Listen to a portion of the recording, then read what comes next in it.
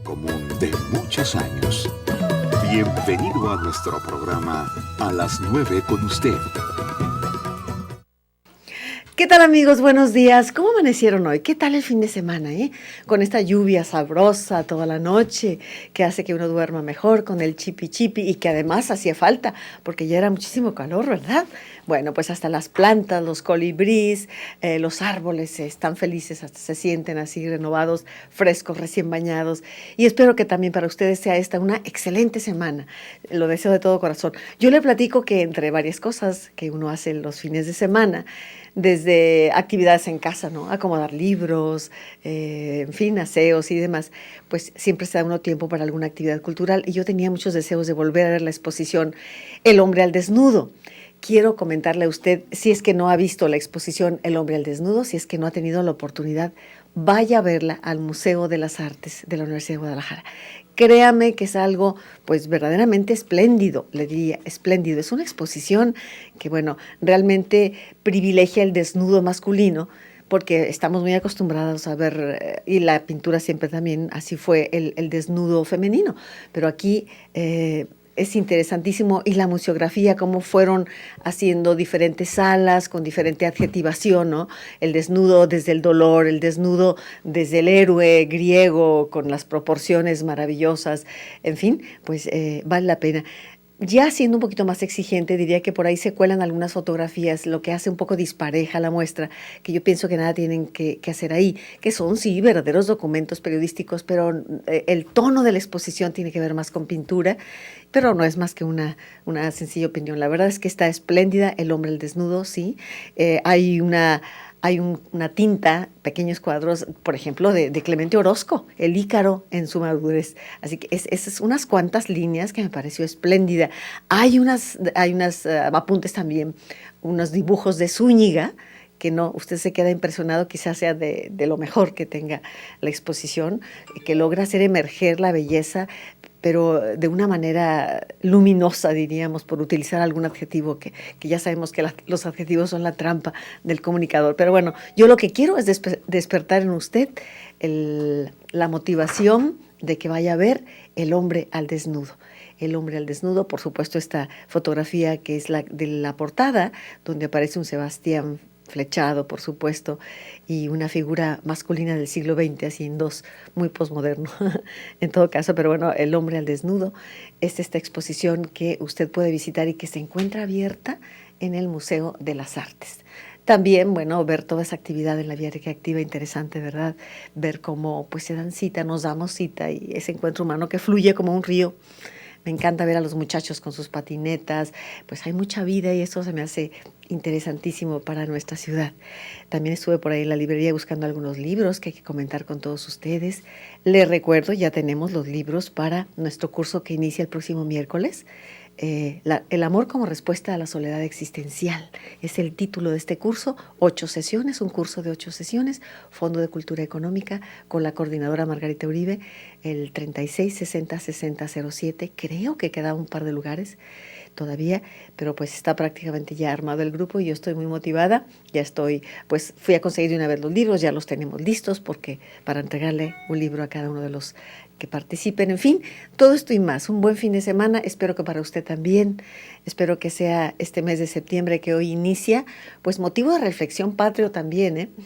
Estaba nada menos en días pasados transcribiendo la entrevista que le hice a Antonio Velasco Piña durante la FIL 2012, que vino a presentar un libro de tigres y águilas, ¿no? Y entonces él sostiene, Velasco Piña sostiene, ya veíamos la situación de nuestro país, sostiene que la violencia, la corrupción, los problemas de narcotráfico, que todo esto se solucionaría si se elevara el nivel de conciencia en cada uno de nosotros, porque somos uno, dice Velasco Piña, uno, una sola conciencia. Y ayer terminaba de transcribir para un libro que estoy preparando esta entrevista, y dije, bueno, independientemente de la gran metáfora de libros como Regina, la mujer que despierta, como la gran metáfora, Velasco Piña esencialmente en esa propuesta de elevar la conciencia de cada uno de nosotros, tiene razón. Lo único que podemos hacer usted y yo es elevar nuestra conciencia de la presencia del otro y el respeto al otro en cada actitud y en cada momento del día. Pues que esto sea parte de los anhelos de esta semana y que todo salga muy bien en su trabajo. Ya no posponga más eso que trae por ahí haciendo y que dice mañana, mañana. De una vez y entre más pronto mejor. Bien, está con nosotros Marcelo Velázquez, como una vez al mes. Viene, está con nosotros, nos acompaña con mucho entusiasmo, con muchos deseos de participar en el marco de los 30 años del programa, que nos quedan unos cuantos meses de este año conmemorativo. Marcelo, ¿cómo estás? Muy bien, Yolanda, ¿cómo estás tú? Yo contenta, estupendamente bien. Gracias a Dios. Me gustaría empezar antes diciendo, me estabas comentando que parecía que nos estábamos centrando mucho en tu persona. Sí, yo le pedí a Marcelo que le bajáramos un poco. A mí me da mucha pena estar protagonizando los programas y me gustaría más bien hablar de los colaboradores, hablar de la historia del programa desde otra perspectiva, ¿no? Creo. Yo estoy de acuerdo contigo, nada más yo estoy tratando de defender el proyecto realmente porque la idea del proyecto no es poner una mesa de alabanzas a tu persona, y eso creo que lo sabes, aunque no hay una manera de ¿cómo se puede hablar de un programa que tiene 30 años si no hablas de quien lo ha llevado a cabo hasta cierto punto? No es Yolanda Zamora como la estrella. Y eso me gustaría que quedara, que se oyera al aire. ¿Por qué? Porque realmente el trabajo que se ha hecho ha sido muy amplio. Al irlo viendo yo, me doy cuenta de que es más amplio incluso de lo que yo había visto. Entonces, no valdría la pena que se hicieran malas interpretaciones de él y que la gente creyera que tú estás haciendo un programa para hablar de ti. Todo el tiempo me ha quedado claro que tú me dices, es que es mucho hablar de mí, y yo lo que puedo decir es, después de 30 años y más de 1,200 programas transmitidos desde entonces, 10 programas que se hagan en 30 años donde a lo mejor te cuelas de una manera más protagónica de lo que normalmente es, porque tu perfil siempre es bajo, eres conductora. Y se nota que eres conductora, jamás te peleas los micrófonos con los colaboradores, jamás es tu opinión antes que la de ellos. Es un respeto absoluto a que tú sabes que la persona que está compartiendo el micrófono contigo en muchos aspectos sabe más que tú, porque por eso lo invitaste. Son expertos en lo que estén hablando. Pero en esta ocasión, en estos 10 programas, no es, y realmente creo que he cuidado mucho el asunto de estarte diciendo, es que eres maravillosa, es que eres esto. No, es que el trabajo que se ha hecho, el trabajo que has realizado, está escrito, y yo lo único que estoy tratando de hacer es, recuérdenlo, recuerden, porque las ondas hertzianas se olvidan 5 minutos después de que se apaga el radio. Entonces pareciera como que todos los días acabas de empezar. Y eso es muy bueno para el aquí y el ahora y el existencialismo y todo lo demás, pero la vida se conforma de historias. Entonces, a veces se nos olvida la historia. Cuando digo que es más grande, te comentaba hace rato, investigando lo que vamos a hablar en el programa de ahora, me enteré de un libro que yo no sabía que existía. Ese libro cambió de nombre, es el de A la hora de las brujas, la luna, pero antes se llamaba de otra manera. Yo de veras que me he metido horas y horas a investigar todo lo que tiene que ver con lo que está registrado, no en el aire, sino lo que está registrado en papel de ti. Y yo decía, no, yo tengo un panorama prácticamente al 100% de sus últimos 30 años. Lo he dicho aquí, es que si quieres meterte a saber qué ha sido de tu carrera, lo puedes ver en el periódico. Y me dices, es que eso lo publiqué en el siglo XXI. Yo no he entrado al siglo XXI. Por lo tanto, aún a pesar de que aparentemente tengo mucha información, no la tengo toda. Creo que 10 programas que se hagan en el año hablando de tu trabajo como comunicadora, no le van a hacer daño a nadie, no le van a lastimar los oídos a nadie. Y va a ser algo que va a quedar. Esto no se ha hecho nunca en este programa y dudo mucho que lo vuelvas a hacer en otra ocasión. ¿Por qué? Porque yo he visto el trabajo que te ha costado, no es que de eso no, Marcelo, hay que hablar de esto otro, pero es que no, y entonces es una lucha constante entre el que es que no quiero que hables de mí, a lo mejor en todo caso es de lo que hemos hecho como programa, y eso es de lo que yo he tratado de hablar. A lo mejor yo a veces tiendo mucho, ¿por qué? Pues es que estoy viendo y aparece Yolanda Zamora como sinónimo casi de las 9 con usted, pero de veras, no es en la búsqueda de decir, ay, qué maravillosa eres, ay, miren, es la periodista que México estaba esperando, o la periodista de la que Bueno. México, no, o sea, es el programa. Bien, gracias, Marcelo. Vamos a recordarle al público que traes regalos para ellos, ¿no? ¿Qué tenemos hoy para obsequiar al público? Traje 2 discos, son programas de enero y febrero, ahora no están separados como por vertiente. Uh-huh. ¿Por qué? Porque yo los fui escuchando de esa manera y sorprenden. A pesar de que a muchos de ellos yo ya los había escuchado, porque pues no todos los días puedo escuchar el programa, los vas viendo, los vas oyendo y de repente cuando se acaba uno dices, ¿de qué se irá a tratar el otro? Uh-huh. Entonces, pasan cosas muy interesantes en los programas. Por eso en esta ocasión decidí que en lugar de sacarlos por vertiente, son programas de enero y de febrero en el orden que aparecen. ¿Todos los de enero y febrero? No algunos. Son todos, son algunos. Ponle que son unos 13 de enero y 13 de febrero. Bueno, entonces ahí tenemos un regalo para ustedes, para que empiecen a marcar nuestros teléfonos, y a eso le sumamos el libro A la hora de las brujas, la luna, que me pidió Marcelo que habláramos de él, y que es verdad, originalmente se llamaba De mitos y moiras, y que, listo para entrar a prensa, con Editorial Ágata, cambió el nombre. Así que teléfonos 3030-5326, 3030-5328 y 01800 08 78 817. Volvemos en un momento más. A las 9 con usted. Regresamos. Continuamos con usted en esta mañana con Marcelo Velázquez, que hoy nos acompaña, como lo hace una vez al mes, y que hoy está con nosotros para hablar de la historia de nuestro programa en los 30 años. Adelante, Marcelo, ¿de qué vamos a hablar hoy? Mira, primero quisiera yo abordar una pregunta que me asalta mientras estoy mientras estoy investigando en el periódico, porque principalmente tengo que decirlo, la investigación que yo estoy haciendo es hemerográfica y prácticamente solamente he visto cosas de El Informador. Es poco lo que he visto fuera. No es parcial, me acabo de dar cuenta. Yo creía realmente que tenía un abanico más amplio. No, lo digo para que si alguien menciona así, estoy viendo solamente la cara del Informador.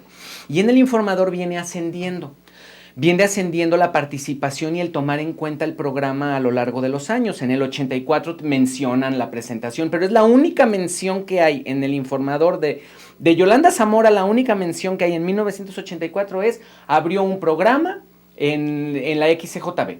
Y luego 6 meses después, en otra columna, dicen, 3 meses después, hoy cumple 100 días el programa de Yolanda Zamora. Esas 2 menciones, 2 rengloncitos, es lo que mencionan en el 84. 85 aparecen varias cosas, pero porque participas tú como columnista en la sección de Cultural del domingo, donde es la entrevista, donde ya platicamos de eso, las entrevistas que haces a los oficios. Uh-huh. Pero después desaparece. 86, 87 prácticamente no te mencionan, solamente en las actividades. No, ni en eso. En esos años solamente te mencionan en el aniversario del programa. Hoy cumple 1 año, acaba de cumplir 2 años, 3 años. En una pequeña mención, a veces en agenda de cultura, a veces en galerías, y ya no hay grandes reportajes, no hay nada. Pero poco a poco va avanzando y de repente aparecen cosas. Estamos viendo ahorita imágenes, acerca de cosas, por decir, ahí en ese año tú entrevistaste a los del grupo Trueque, te hablan de cuando ProHábitat te otorgó un premio por ser, sí. No a ti, al programa le otorga un premio por interesarse en las cuestiones ecológicas sí. En la ciudad, y te otorgan un premio como ProHábitat. En este caso, en el 88, asistes a una gala de danza, sí. Y entonces te entrevistan y aparece una mención de lo que dijiste. Dime. Claro, lo que pasa es que en esa gala artística, yo dirigí la gala artística, uh-huh. Era directora de danza, y se involucraron todos los grupos de Guadalajara, y fue una gala extraordinaria en la cual Alberto Dalal comentó qué nivel tan alto el de ballet en Guadalajara. Y algo muy Qué interesante, en bonito. ese entonces, en esa gala, tú mencionas que deberíamos de tener una compañía de danza Sí, y demás. desde entonces. Eso fue en el 86. Ajá, Estamos hablando fue en el 87. ajá. Estamos en 2014 y apenas prácticamente se acaba hace unos cuantos años de dar como el primer paso, Sí. la primera compañía que ha dado tumbos y de repente vuelve a subir y cosas así. Entonces vas apareciendo en el informador poco a poco, vas apareciendo un poco más, un poco más, un poco más. Y a mí me llama mucho la atención una cosa, y en alguna ocasión te lo escuché, y es algo que quiero preguntarte. ¿Cuál es la diferencia para ti de lo que es espectáculo y lo que es arte? ¿Por qué? Yo me voy a una gala, a una ópera. La ópera es un espectáculo, pero se menciona como cultura y como arte. ¿Qué diferencia hay? ¿Cómo puedes diferenciar la parte de Sí, lo sí. que es espectáculo Me y queda es clara. arte? Me queda muy clara tu pregunta y además estás hablando de lo medular en la diferencia de periodismo cultural y periodismo de espectáculos. Es justamente lo que he estado yo discutiendo y en los foros hablando una y otra vez, que desgraciadamente se confunde mucho en las páginas de los periódicos y mezclan espectáculos, igual ponen la visita de un artista de moda con la exposición El hombre desnudo, por ejemplo. Tu pregunta es muy pertinente y es un poco difícil contestarla, pero lo intentaré. ¿Tiene que ver con qué? Con la trascendencia. Un espectáculo es efímero. Un espectáculo, Eric Fromm lo comenta, puede ser la visita de un gran artista y hay 5,000 gentes reunidas y todos bailando al mismo tiempo, siguiendo una canción, y luego de ese momento de aparente encuentro queda la soledad profunda. ¿Por qué? Porque era un espectáculo. Entonces es efímero, es intrascendente. El periodismo cultural, la diferencia con el arte es la trascendencia. Y ahí tú puedes hablar de la novena de Beethoven, hoy, mañana, pasada, dentro de 10 años. Hablar de eso es arte. Hablar de lo que está ocurriendo en el momento, por más que tiene su función y puede ser muy divertido, y yo no lo censuro, no lo descalifico, pero es diferente, ¿no? Entonces, un periodista cultural necesita tener primero la intuición para saber cuándo está trabajando con arte. Muchas veces no lo sabe, ¿eh? Esto lo vas haciendo conforme vas madurando y vas teniendo experiencia. Vamos, yo en un principio no podía decir lo que están haciendo estos muchachos es arte y lo que estos no. Y tampoco seré yo crítica de arte, eso lo diré siempre. Hay y siempre han existido críticos de arte, ¿no? Pero debes de tener esa intuición para saber cuándo algo puede ser trascendente, cómo poniéndolo en el contexto y sabiendo sus alcances, ¿no? Si estamos hablando de una compañía de ballet, por supuesto que es trascendente y tiene que ver con cuándo se empezó a gestar, en los hombros de quién ha estado construida, todos los que antecedieron al proyecto. Eso es trabajar con el arte. Lo otro es, viene un grupo de danza moderna y se presenta un día y nadie más y nadie nunca supo. ¿Sí me explico la diferencia? La respuesta es, la diferencia es trascendencia. El arte trasciende su momento histórico. ¿Y cómo sabes cuando por decir, ¿Sí? Yo soy artista, voy a presentar una obra hoy, no me conoce nadie, no tengo? ¿Cómo sabes que lo mío es arte? Si acabo de empezar, no tengo trascendencia, Claro, estoy empezando. justamente esto te contestaba hace un momento, que el reto es uno como periodista tener la intuición, hay una dosis enorme de intuición de saber hacia dónde va esta persona. Y a veces te equivocas, es muy frecuente, o sea, no es que lo sepas todo, insisto en ello, pero hay una intuición cuando, si tú vas a entrevistar a alguien, debes de conocer su historial, en dónde se ha presentado, qué piensa del arte. Cuando tú platicas, y yo he tenido el privilegio de conversar con alguien, y cuando platico con alguien y me dice, pues esto que se me ocurrió, soy un artista porque hoy se me ocurrió y me inspiré, yo dudaría, porque es muy difícil que la inspiración supla al oficio. Entonces, eso es la experiencia, igual que, insisto, un comentarista de deporte sabe cuando la jugada se hizo creativamente, o un ajedrecista, diría el maestro Arreola, cuando entras en un momento artístico al mover una pieza. ¿Por qué? Pues porque conoces todo el entorno, ¿me explico? Entonces, a ver, déjame tratar de ponerle otras palabras para ver si lo entendí y para ver, no vaya a ser que también no quede claro. Si yo voy a ver una ópera, la obra de arte es la música escrita por Beethoven.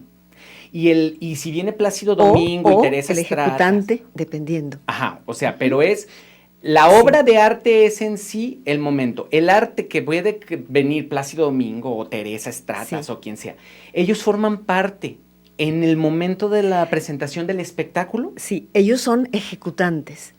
Pero por decirte algo, el periodista cultural, por eso insisto en que emerge de la sensibilidad artística personal, de que tú mismo vivas el fenómeno artístico. Por darte un ejemplo, yo entrevisto por primera vez a Isaac, el bailarín, cuando él tenía 7 años, 5, 6, 7 años. Desde que lo vi en su barra de ballet, así con su camisetita, bellísimo, el chiquillo, yo dije, este niño es un artista.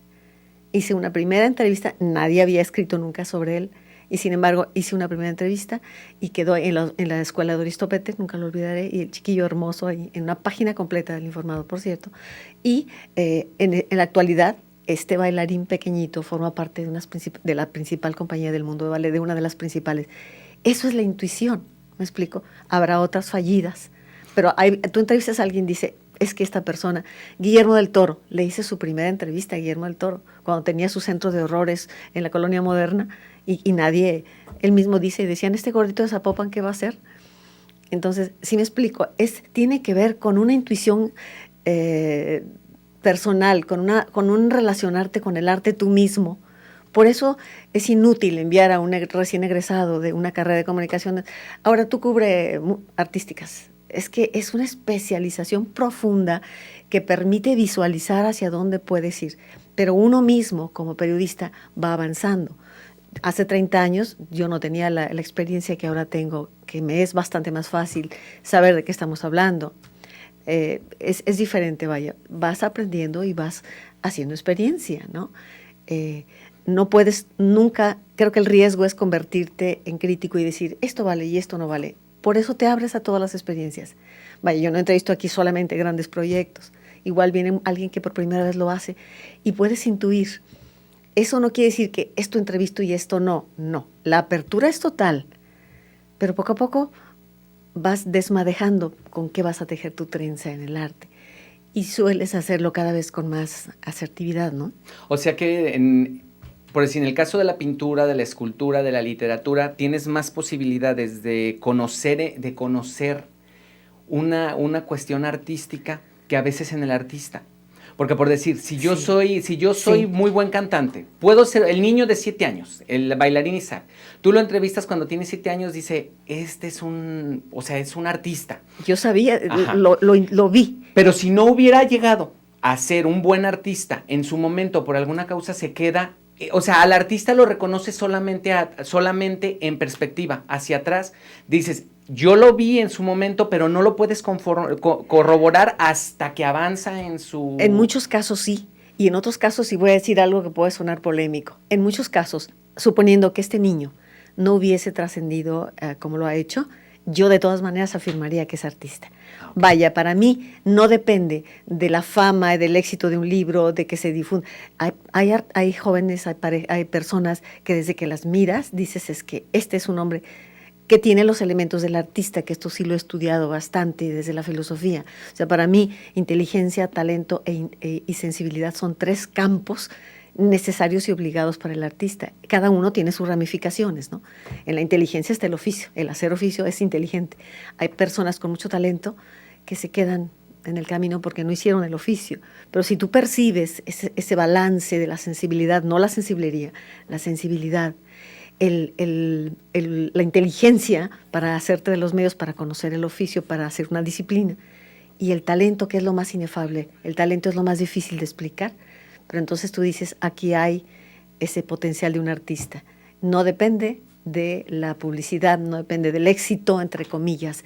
El artista vive de su arte, y conforme tú trabajas con artistas, sí, ahora vamos a ir al corte, te das cuenta de que vas reafirmando aquello en lo que creíste quizá ingenuamente y por intuición, y con el tiempo te das cuenta de que sí era así, o sea, sí va por ahí, y sí lo puedes formular en algún momento en esa exigencia del artista. ¿Quién es el artista? Vamos a ir al corte, volvemos en un momento. A las 9 con usted. Regresamos. A las 9 con usted. Continuamos. estábamos hablando del artista, qué interesante, ¿verdad?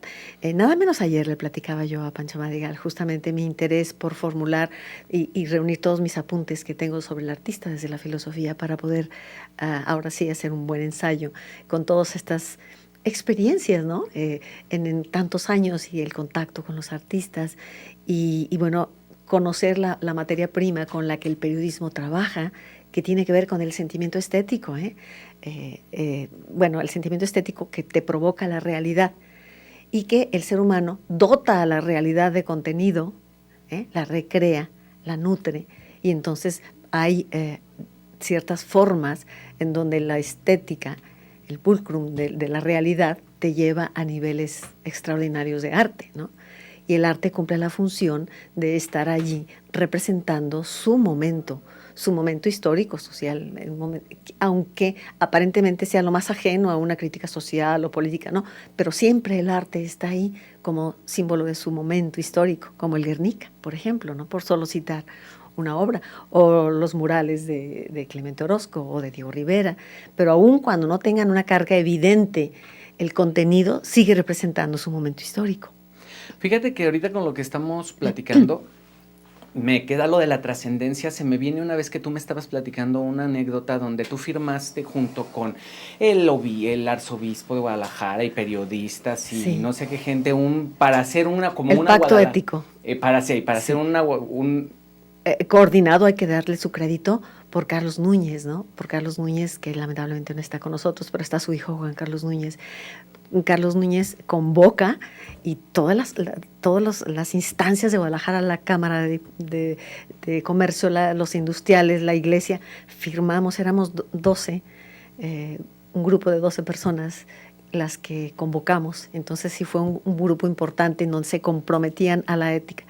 ¿Qué pasó después? Bueno, ya es otro tema, pero... Lo que iba es que por años después o tiempo después, años después, Sí. te volvieron y te dijeron, oye, hay que volverlo, y tú les dijiste, pero ¿para qué? Si no sirvió para nada y demás, y que te contestaron, Yolanda, no hay que ser tan soberbia, las acciones muchas veces no dependen de tu tiempo, o sea, se empiezan a trabajar y a lo mejor tú desapareces del mundo. Claro. Y van caminando. Qué bueno que lo mencionas, porque esa fue una gran lección. Y no fue el grupo el que me dijo, fue una sola mujer. Éramos María Marván, Maru de Alba y tu servidora, las únicas 3 mujeres. Los demás eran hombres, ¿no?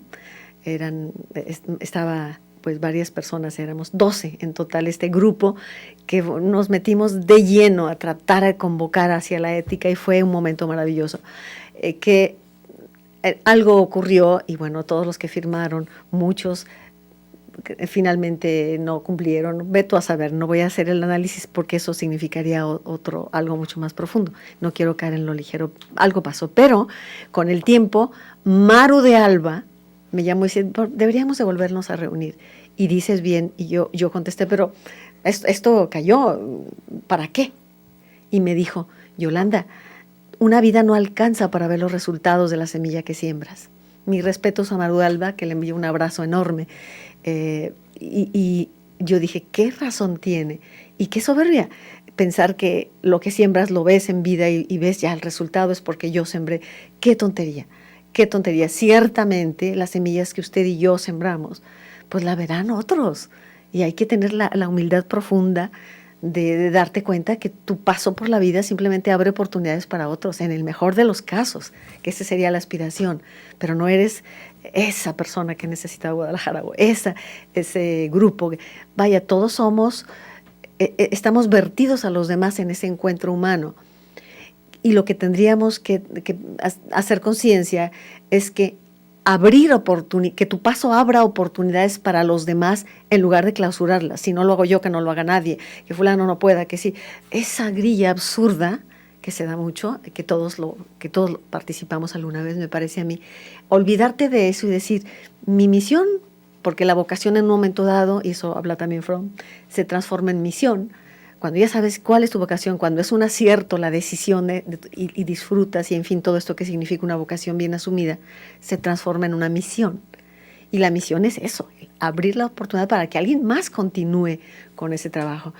Si hablábamos de la compañía de ballet hace 25 años o hace 30 años cuando lo planteamos, que se esté dando ahorita no es producto de esta administración, está montada sobre los hombros de muchos otros maestros, como Débora Velázquez, como Doris Topete, como Lucía Arce, como, o sea, Miss Helen Hodder, Amelia Bell, sobre ellas está toda la historia. Entonces no podemos adjudicarnos triunfos personales, Los proyectos colectivos son los que funcionan cuando te das la mano y entre todos somos mucho más que una.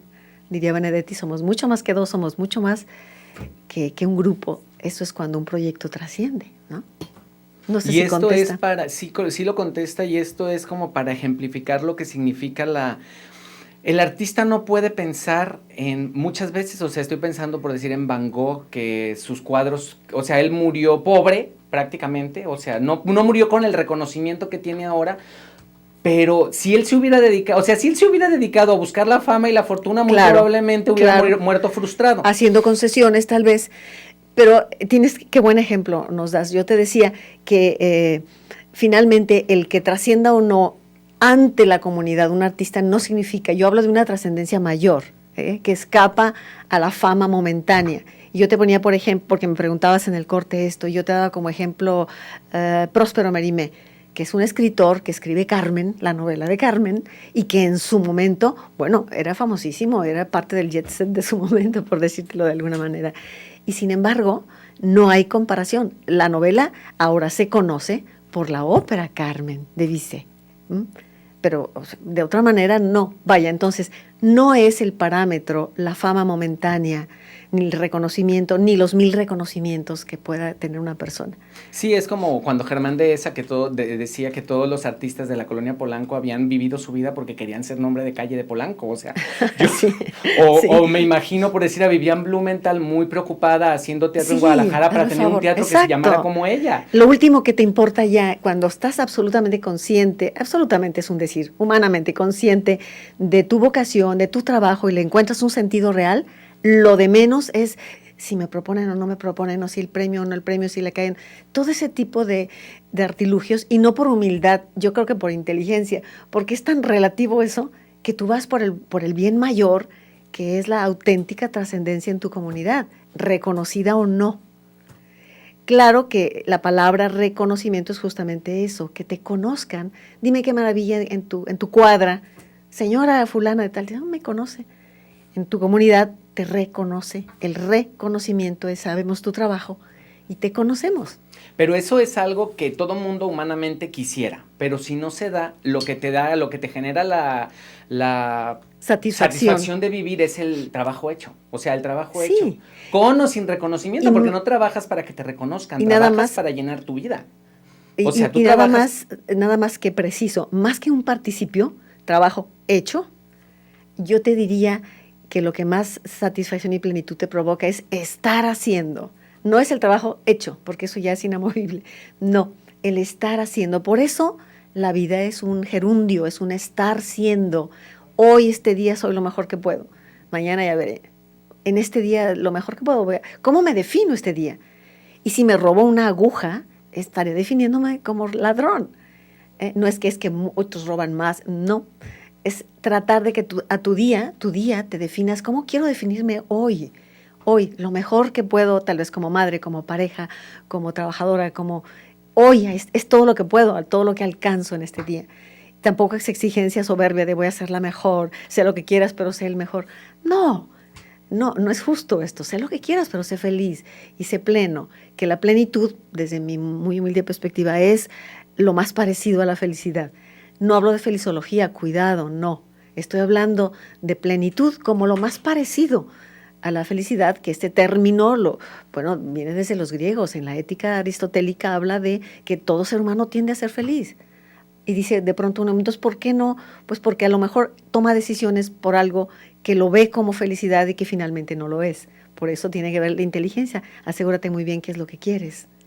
Y cuál es tu ponderación de los bienes mayores. Yo creo que cuando hay errores y hay dolores y hay toda esta frustración en la vida, es porque en algún momento confundimos el bien mayor, ¿no? El bien mayor finalmente es tu propia libertad de elegir y esa nadie te la quita. Tu bien mayor es la capacidad de amar y esa nadie te la quita. ¿Sí? ¿Me explico? Uh-huh. Bueno, son algunos aspectos que tienen que ver con la libertad como elemento definitorio de la sustantividad humana. Fíjate que entre las cosas que has hecho, y ahorita que estabas platicando de las mujeres, voy a escoger una actividad que tuviste entre julio y agosto del 95. En la SOGEM organizaron una serie de mesas redondas acerca de las mujeres, con mujeres que escriben. Sí. Tú participaste, creo, en la última o en la penúltima mesa en la última mesa redonda que se llamaba El Sí. permiso de ser y el permiso de hacer entre mujeres. Y entiendo y eso me gustaría, porque lo debes de tener muy claro, porque A ver. hablan mucho, a lo largo de muchos días, hablan de tu ponencia. Sí, causó polémica. Causó polémica porque tú hablas de que en el hacer y en el hacer de las mujeres son como las que se ponen las trabas entre ellas mismas. Las limitaciones. Porque tú dices, la mujer tiene por cultura una capacidad de automutilarse, se automutila. Entonces y tú propones a una nueva mujer, o sea, dices, es que la mujer nueva debería de cabalgar, pero no cabalgar como mujer, no cabalgar como hombre, sino cabalgar como mujer, con el pelo al viento, en plenitud de su ser. Y no sé si en el 95, te lo juro que yo decía, es que no puedo creerlo.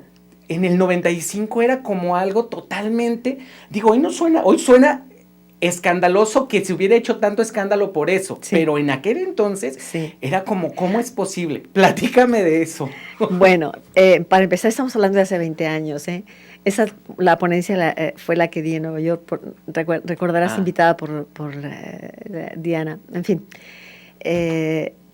El término automutilación fue muy fuerte en su momento, pero es importante explicarlo. Y sí fue una polémica muy fuerte. ¿Por qué?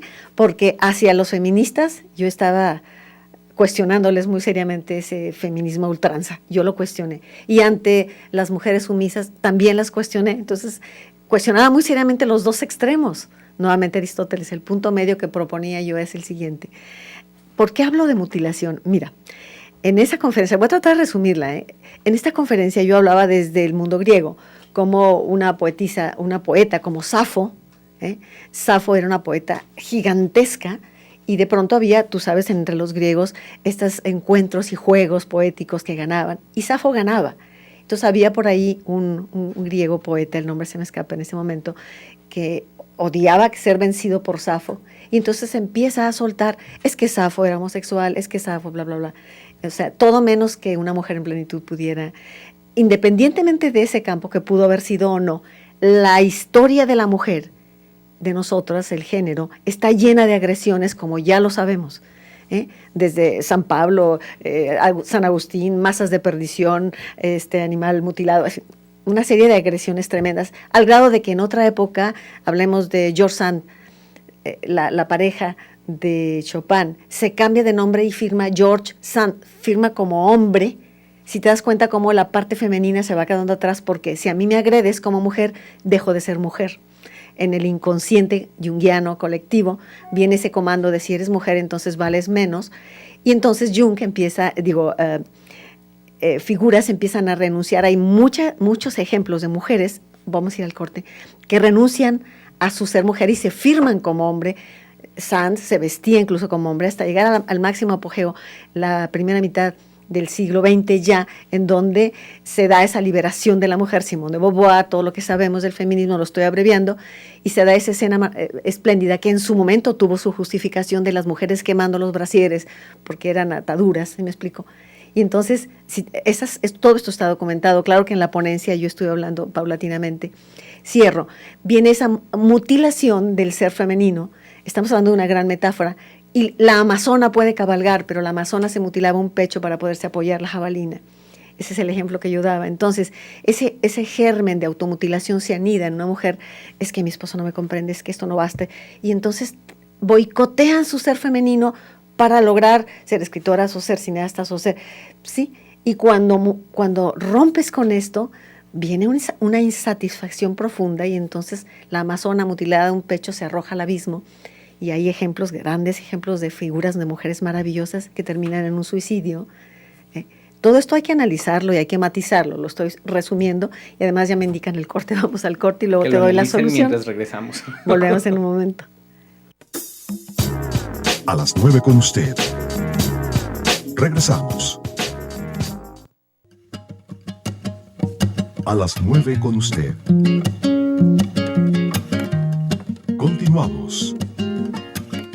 Bueno, pues esto fue la conferencia que hablas, que causó polémica.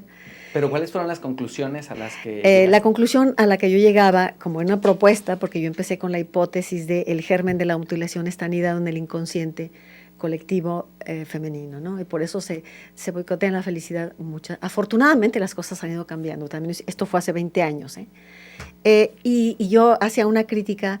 Por un lado decía, es que al feminismo, ¿qué fue lo que pasó con el feminismo? Que fue muy importante en su momento, pero tuvo 3 enfoques fallidos, me parece yo. Lo primero es que se enfocaron a la mujer, al cambiar a la mujer. Y no, yo creo que el cambio tuvo que darse hombre y mujer juntos, como compañeros, ¿no? Eso es muy importante. Cuando cambia la pareja, la relación, es relacional el problema, ¿sí? No es la mujer, es relacional. Y entonces eso hace un cambio drástico. Cuando tienes la fortuna de tener un compañero y tú una compañera, saben a lo que me refiero. Las cosas cambian. Luego, centrarse en la forma y no en el contenido. ¿A qué me refiero? Y fue necesario en su momento, pero quiero acotarlo, pues que si vota o no vota la mujer, que si la mujer puede ser sacerdote, formas, que en todo caso son importantes, pero que son la conclusión, en todo caso, la consecuencia de un cambio mucho más profundo que la forma, que si puedo o no puedo hacer aquello, ¿no? Lo que pasa es que creo que las cosas sí se dieron por ese modo porque era como Era una necesario. lucha de, sí. tú sí puedes votar y ¿por qué yo no? Sí, Entonces sí. en el momento era, ahorita yo quiero votar, entonces Sí. lucho por eso, Sí. aunque no me pongo a preguntar, no hubo un trabajo de ¿por qué no voto? O sea, Sí. ¿por qué razón yo permití que me anularan? evitaran? Ajá, Sí. ¿por qué lo permití? Sí. Y desde ahí era como llevar un camino hasta llegar al voto. Se dio al revés, se dio de alguna manera, fue necesario, se tuvo que haberse dado. por eso lo valoro, ¿no? Es un camino valorado, hay que valorar el camino andado para empezar, valorar el camino andado, y la propuesta final era esa mujer en plenitud, cabalgando como la amazona, pero en plenitud corporal, sin renunciar a esta corporalidad, la plenitud de ser madre, la plenitud de ser esposa, de ser amante, de ser hija, y de ser escritora, de ser arquitecta, lo que usted haya deseado, ¿no? Pero en plenitud. Vaya, el hombre nunca dijo, es que si querías ser escritor, ¿por qué te casaste? Vaya, la plenitud, yo busco la plenitud humanamente posible, ¿no? Tampoco vas a andar, pero bueno, insisto en que se ha caminado y afortunadamente vivimos un panorama distinto. En efecto, fue un pendular. Si está el péndulo sostenido y lo sueltas, en este momento te vas al otro extremo. Fue necesario, pero poco a poco se ha ido, me parece a mí, equilibrando la situación, y ahora nuestras hijas tienen mucha mayor oportunidad, pero también otros retos tremendos de confusión de roles, pero en fin, ese es otro tema. Y hay que tomar en cuenta también una cosa que no vemos nosotros muchas veces en perspectiva, es todos los cambios que estamos viendo, los estamos viendo en vida. Y vertiginosos. La vida de los seres humanos durante miles de años, o sea, 15,000 años de historia, la vida fue prácticamente la misma.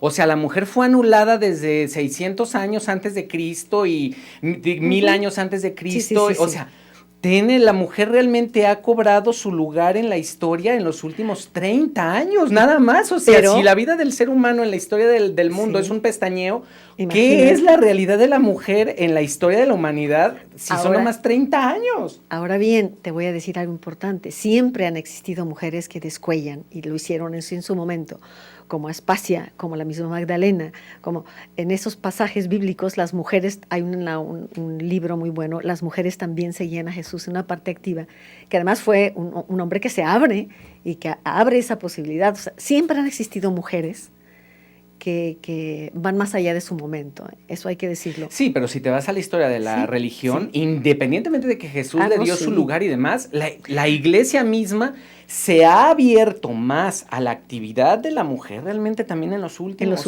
años. Antes eran nada más las monjitas y las señoras que limpiaban la iglesia y le cambiaban las flores al templo. Claro. O sea, era el trabajo manual, como el trabajo manual de la mujer en la iglesia, pero de fondo realmente se ha empezado a dar. Ya que estás mencionando esta conferencia, poco tiempo después, no sé si 1 año o 2 después lo vas a encontrar en los registros, me invitan nuevamente a dar una conferencia en el PEN Internacional, escritores a nivel internacional, también se llamaba el ciclo Censura y Autocensura. Y entonces me acuerdo haber puesto haber expresado una conferencia que fue todavía más fuerte, que se llamaba La voz callada del Evangelio. Y yo hablaba de Magdalena, que fue callada, cuando fue la primera apóstol, la primera, si es mensaje, si es la noticia, la buena nueva del reino, Magdalena fue la primera en enterarse. Es la primera en hacerlo, en vivirlo, en practicarlo. Entonces yo le puse a la conferencia esa la voz callada del Evangelio porque fue callada. Y bueno, explicaba en esa ocasión las causas. Entre el mundo hebreo, la mujer no tenía ni voz ni voto. Es más, podía haber en la sinagoga 200 mujeres, pero si no había el número de hombres, todas ocultas tras una celosía, porque no tenía voz. Hubo un Eleazar, un rabino, que dijo, primero quemada que en boca de mujer la Torá. Entonces, desde antes venía esa rechazo, ¿no? Discriminación. Entonces, es parte de nuestro judeocristiano, de nuestra historia. Entonces, claro que la mujer no tenía ni voz ni voto. Ha sido difícil el camino, pero insisto, el cambio se ha dado gracias al abordaje en pareja, diría yo. Ese es el momento de ser compañera, de igual a igual, ayudándote mutuamente, intercambiando roles, en igualdad de respeto y admiración mutua.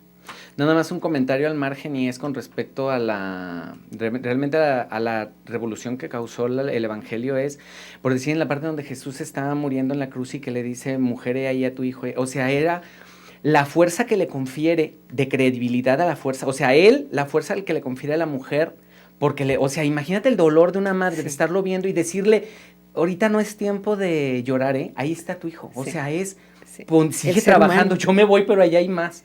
Bueno, vamos a las llamadas porque tenemos muchas y ya casi se acaba el tiempo. Público. Y no hemos hablado de mitos y moiras, que ese era el tema original, pero bueno, bien. Javier Blanco Terrones, según un libro, Himnos, Oficios del Estado, se dice que el dios Hermes, semidios, quien representa la palabra inteligencia, es un personaje con doble identidad, hermafrodita, con ambos rasgos, masculino y femenino. La virtud es trabajar con la palabra.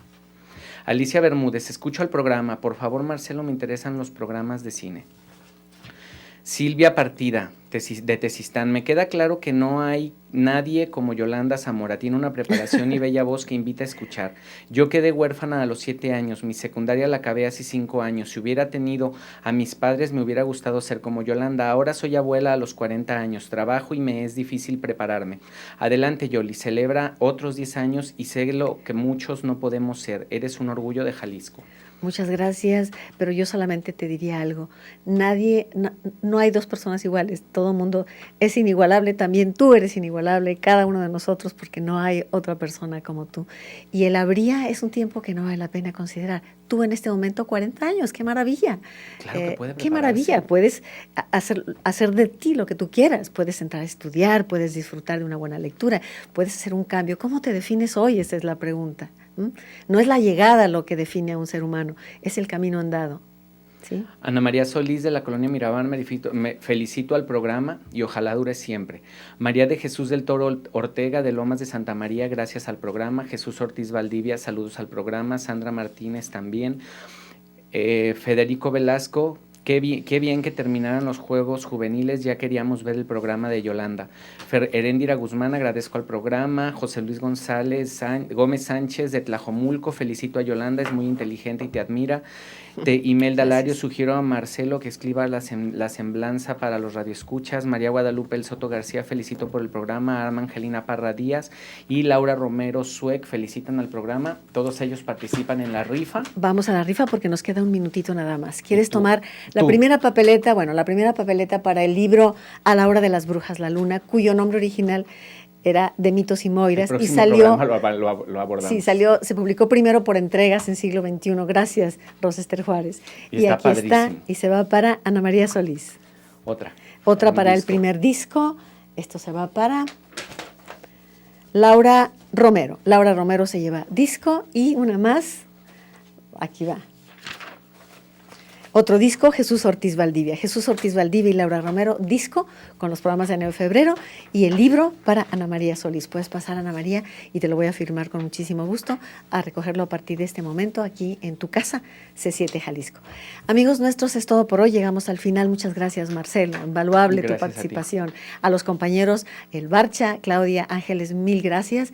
Y a cada uno de ustedes nuestro agradecimiento. Esta semana pinta interesante. Ojalá que nos acompañe diariamente aquí en C7 a las 8 de la mañana. Por tu compañía, hoy en nuestro programa A las 9 con usted. Gracias.